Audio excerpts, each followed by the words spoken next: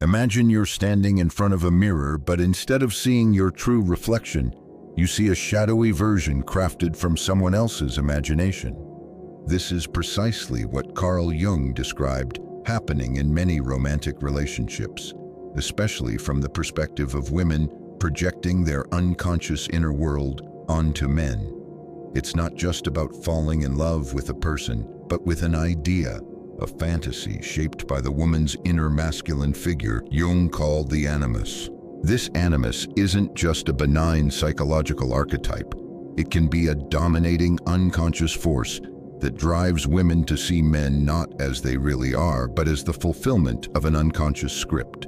From the very beginning, this projection warps the connection. When a woman looks at a man, she often doesn't see him as an independent individual, but as a vessel for her inner fantasies, hopes, fears, and unresolved conflicts. Jung's insight cuts through the romantic idealism that most of us cherish. The woman's animus projects onto the man a role that he is expected to play a character in her psychological drama. The man becomes less of a person and more of an actor on a stage where the script is already written by forces hidden deep inside her psyche. What's truly unsettling is that most women are unaware of this process. They genuinely believe they are connecting with the man himself, but in reality they're interacting with their own unconscious projections. This unconscious possession leads to dangerous consequences. It can cause women to chase after men who fit the projected ideal, but are harmful, or neglect good men who fail to match the fantasy. Jung was stark in his warnings. This projection isn't a trivial misunderstanding. It's a spiritual possession where the woman loses contact with her conscious self and acts out the animus's demands. Men, on the other hand, fall victim because they lack the tools or awareness to recognize when they are being seen through this distorted lens. They confuse being desired for being understood and being chosen for being truly loved. It's a trap of illusion that sets up inevitable disappointment. When the man inevitably fails to live up to the mythic figure cast upon him, the fantasy crumbles, and with it, the relationship often collapses. This dynamic explains a great deal of the confusion, betrayal, and heartbreak in romantic entanglements. The man wonders what he did wrong, but the truth is, he was never really him to begin with. He was a psychological puppet manipulated by unconscious forces neither side fully understands. Jung's concept of projection here reveals the depth of unconscious influence in relationships, showing that many conflicts are less about genuine incompatibility and more about the collision of inner unconscious worlds. What's remarkable is how pervasive this projection is, yet how little it is recognized in modern culture. Popular media tells us love is about finding the one who completes us, yet Jung's work reveals the darker truth. Much of what we call love is actually projection, imposing our own unacknowledged needs and fantasies onto another person. This can lead to a cycle where both partners are trapped in roles that aren't truly theirs, playing parts in a drama written by their unconscious minds. One must ask then, what can break this cycle? Jung's answer is the process of individuation, a lifelong journey of self-awareness and integration. Only by becoming conscious of our projections and the unconscious archetypes influencing us can we begin to relate to others authentically, seeing them as whole people rather than as symbols or roles. In practical terms, this means a man needs to wake up to the reality that a woman's attraction may be directed not at him, but at a shadow figure in her psyche. Recognizing this doesn't mean cynicism or giving up on love. Rather, it invites deeper self-work and more conscious relationships. It asks men to stop identifying with the roles they are cast in and start seeing themselves as autonomous beings, responsible for their own identity and worth. Similarly, women benefit from confronting their animus, integrating the masculine aspects within themselves consciously, instead of projecting these onto men. Only when both partners achieve a measure of psychic wholeness can the relationship move beyond the battlefield of projections and enter a space of mutual recognition and genuine connection. This also sheds light on why some relationships seem doomed to repeat patterns of disappointment. Neither partner has done the internal work to individuate. Instead, they perpetuate the unconscious dance of projection and expectation, seeking fulfillment in illusions rather than reality. What Jung illuminated isn't just a psychological curiosity. It's a profound truth about human connection and the shadows lurking beneath the surface of love. Understanding this forces a reckoning with the painful reality that many of the relationships we cling to are built on illusions. Yet within that painful truth lies the possibility of freedom, if only we dare to face ourselves and the shadows within our partners. The idea that we are often more in love with an idea than the actual person can feel like a betrayal of hope. But it's also liberating because it points the way toward growth. Instead of blaming the other, Jung invites us to look inward to recognize our own projections and take responsibility for them. It's a call to psychological maturity and authentic love. So if you want to avoid being trapped in the endless cycle of disappointment and confusion, start by questioning how much of what you see in the other is real and how much is a shadow of your own unconscious mind. The journey from illusion to reality begins here. Now that we've uncovered the unsettling truth of projection, the animus shaping how women unconsciously view men, let's dive into what Jung called individuation, the path men must walk to escape this psychological trap. Individuation isn't a quick fix or a trendy self-help promise.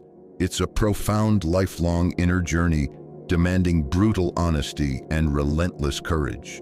Jung saw it as the process by which a person becomes fully themselves, integrating all parts of their psyche, conscious and unconscious alike, into a coherent whole.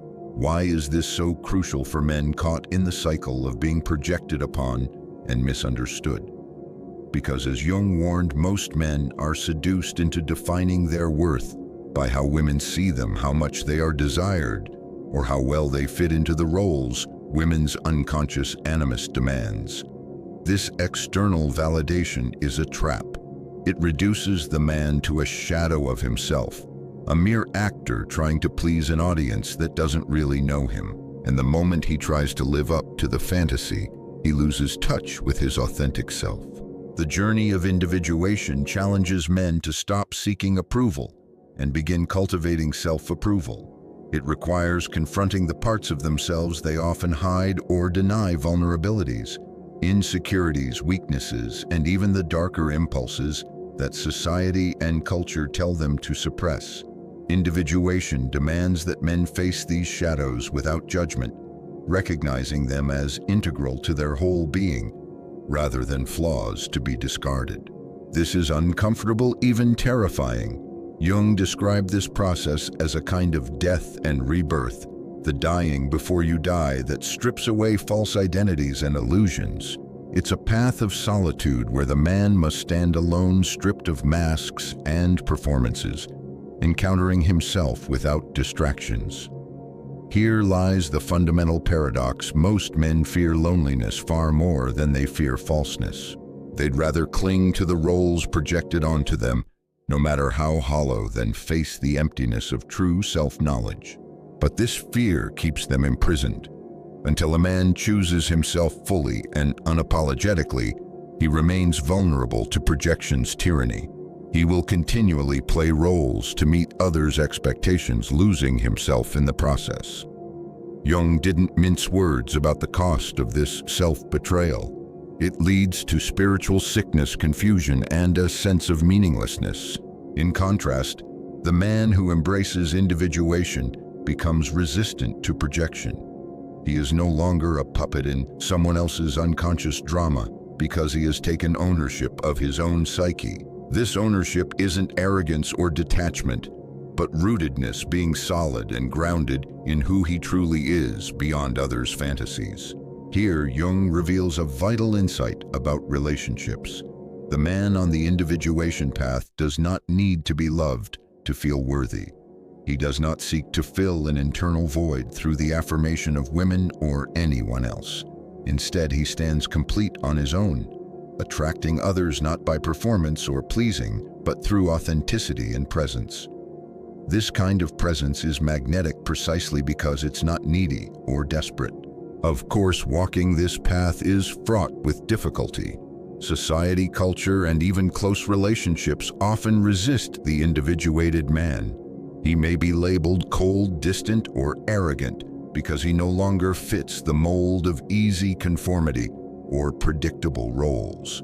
This resistance is a kind of social pushback against genuine selfhood, a defense mechanism designed to keep everyone playing their assigned parts.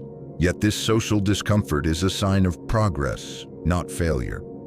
The individuated man disturbs the status quo because he refuses to be manipulated or controlled. He becomes untouchable in the sense that he cannot be easily swayed by projection or emotional manipulation.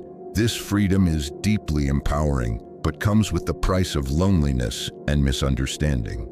Another critical aspect Jung highlights is how the individuation process involves integrating both the masculine and feminine within the self.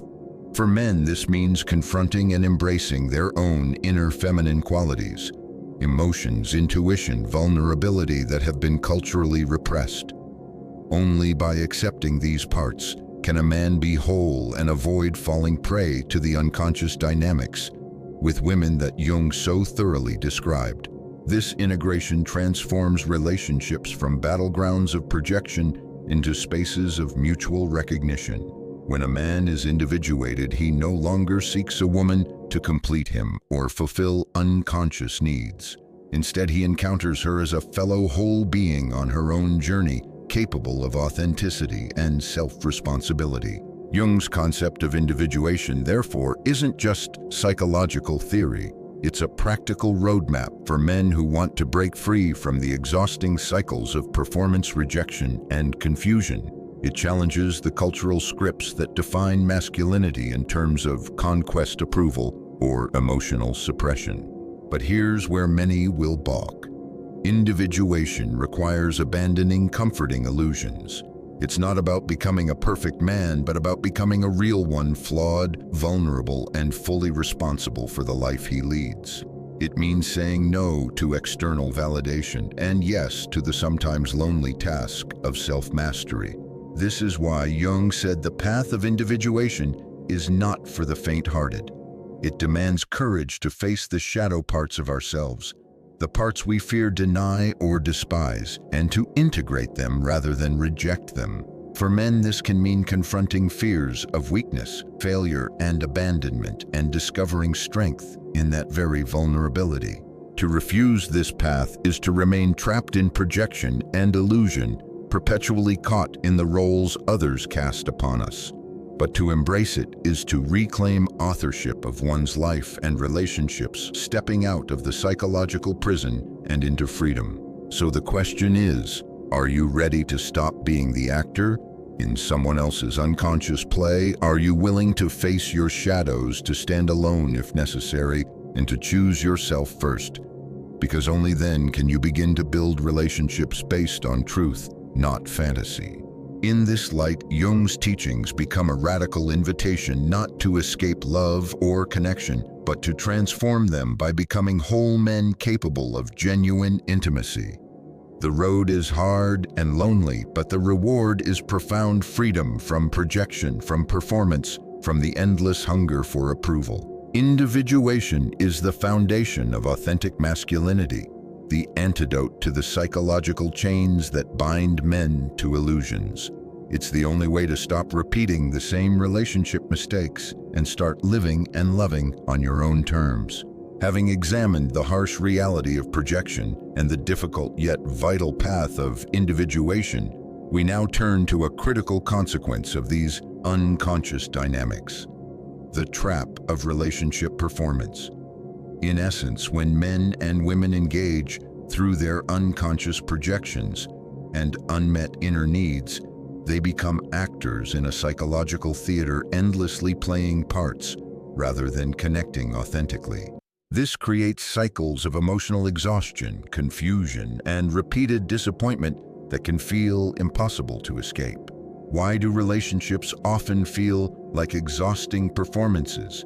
Because both partners are reacting not to each other's true selves, but to roles scripted by unconscious desires, fears, and projections. The woman's animus demands a particular type of man, and the man, caught in his own need for approval and love, strives to fulfill that role. Meanwhile, the woman unconsciously judges and adjusts her expectations based on whether he fits the fantasy or not. Neither is truly known, only portrayed. This dynamic breeds a peculiar form of self-betrayal. Men who continually mold themselves to fit these projections sacrifice their authenticity and personal growth. They become masks, smiling, agreeing, performing, until they forget who they were beneath the facade. Jung was brutally honest about this. Such self-betrayal is the root of spiritual and emotional sickness. It's not compromise or partnership, as popular culture likes to frame it. It is surrender, a loss of the self in exchange for fleeting approval. Women, too, are entrapped by this system, though often in different ways. Raised in cultures that idealize emotional purity and feminine completeness, many women are encouraged to avoid confronting their inner masculine, the animus. As a result, they remain possessed by unconscious projections, demanding a certain hero figure from men without facing their own inner conflicts. This perpetuates the cycle, making relationships a stage for unspoken dramas rather than genuine connection. The exhaustion from this performance is palpable. Both men and women expend immense emotional energy playing roles that don't satisfy or nourish their deeper selves. When the fantasy inevitably shatters, feelings of betrayal, confusion, and bitterness follow. This often leads to blaming the other person, but the real tragedy lies deeper. No one has taken responsibility for their own inner world. This pattern also explains why many relationships feel so predictable, yet chaotic.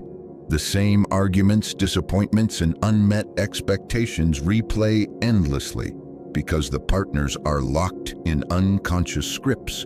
Each person reacts to the other's projection rather than the real individual, creating a feedback loop of misunderstanding and frustration. A particularly tragic aspect is how this dynamic fosters emotional dependency and fear of solitude. Men fear losing approval so deeply that they cling to roles and performances, suppressing their true feelings. Women, on the other hand, may fear confronting their animus because it threatens the image of themselves as whole and complete. Together, they stay locked in this exhausting dance, mistaking dependency for love. The script they follow often rewards obedience, predictability, and availability. But paradoxically, these very traits can kill attraction. Jung observed that the feminine instinct is drawn not to comfort but to mystery, risk, and the man who cannot be fully defined or controlled. When a man becomes too available or predictable, too known, he becomes invisible, replaceable. This paradox traps many men in a vicious cycle. The more they try to be loved by performing the role, the less they are truly seen or desired. The fear of being alone pushes them to double down on the performance, which drives the other further away. It's a psychological catch-22 born from unconscious needs and projections, not from the failings of either partner as individuals. What Jung's insights call for is a radical shift, a move away from performance and toward presence, from dependency to authenticity. This means recognizing when you are playing a role and having the courage to drop the mask, even if it means risking rejection or loneliness. It means refusing to be anyone's puppet or fantasy and insisting on being seen for who you truly are. This is why many men feel such discomfort or alienation when they begin the individuation process. Society and relationships resist the loss of familiar roles and expectations. Yet this resistance is a sign of growth, a necessary upheaval before genuine connection can emerge. In the end, the trap of relationship performance is a powerful psychological prison, but it is not unbreakable. The path out demands awareness, courage, and self-responsibility. It requires both partners to confront their unconscious projections and begin the difficult work of integration and honest communication. Only by stepping off the stage of unconscious scripts can men and women begin to meet each other in truth. And only then can relationships transform from exhausting performances into spaces of mutual growth, respect, and authentic love. Recognizing this dynamic is the first step to freeing yourself from cycles of disappointment. It means learning to spot when you or your partner are acting out projections and choosing instead to foster presence and vulnerability. It means accepting that true intimacy demands risk, the risk of being seen without masks and the possibility of rejection. But here's the profound irony: when you stop performing, you stop needing to control the outcome. This frees you to love and connect from a place of wholeness, not lack. And paradoxically, this freedom is often what draws people closest, not the desperate grasping for approval. This is the psychological reality behind Jung's dark truths about relationships. Love born of projection is fragile and doomed to disappointment. Love born of authenticity is rare and fiercely resilient. So the question remains, are you willing to risk the vulnerability of truth over the comfort of performance? Because only in that risk lies the possibility of real connection and the freedom Jung envisioned. Having explored the harsh realities of projection, the arduous path of individuation, and the exhausting cycle of performance in relationships, we arrive at the final and perhaps most hopeful truth. True freedom and authentic connection come from self-choice and wholeness. Jung's philosophy ultimately points to a profound transformation, not just in how men relate to women, but in how men relate to themselves. This transformation begins with the radical act of choosing yourself, embracing your whole being, flaws and all, without seeking validation or completion from others. It means standing fully awake, fully responsible, and fully alive in your own skin. When a man reaches this place, something remarkable happens. He is no longer a character in someone else's fantasy, but the author of his own life. This autonomy liberates men from the tyranny of needing to perform, to please, or to fit a mold created by unconscious projections. It means they can love without desperation, without clinging, and without losing themselves. This kind of love is not born of lack, but of freedom. A freedom that is deeply attractive because it is genuine. Jung teaches that this freedom is not about emotional coldness or distance, as some might fear. Rather, it is a rootedness, a grounded presence that radiates authenticity and strength. Women paradoxically are drawn not to men who need them, but to men who stand independently and invite partnership without dependency. This shift also changes the nature of relationships. Instead of transactional dynamics where each partner tries to fill voids or meet projections, relationships become spaces for two whole people to meet, grow, and support each other. There are no masks, no games, no scripts, just raw, real human connection. Achieving this, however, is not easy. The journey of individuation is lonely and challenging. It requires facing fears, embracing vulnerability, and enduring the discomfort of being misunderstood or rejected. Society often punishes those who refuse to conform, labeling them distant or arrogant, when in fact they are simply untouchable by manipulation. But the payoff is profound. Men who walk this path find that they no longer attract women seeking a character, but those seeking truth. These women have also done their inner work, confronting their own shadows and animus, ready to engage in authentic partnership. This meeting of equals is rare but powerful. It creates a love based not on need or fantasy, but on mutual respect, freedom, and choice.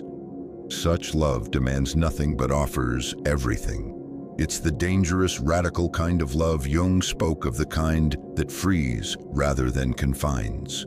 In the end, Jung's message is a warning and a challenge. He warns men that without confronting their own unconscious, they will remain slaves to projections and fantasies, doomed to repeat destructive patterns. but he challenges men to walk the difficult path of individuation, to stop blaming others and start owning their own wholeness. This journey is the true meaning of masculinity, not dominance or conquest, but self-mastery and authenticity. It's a call to rise above the illusions and become fully human. If you've made it this far, you've heard the truth that few dare to speak. The work is hard, the road lonely, but the freedom is worth it. The woman you seek is not out there waiting to complete you. She is a mirror reflecting the part of yourself you've yet to embrace. When you do this inner work, you'll stop chasing projections and start attracting real connection. You'll become a man who chooses himself, who stands firm in his truth, and who loves not because he needs to, but because he chooses to. And that is the ultimate freedom. Jung offers a life not dictated by fantasy projection or performance, but authored by your own conscious choice.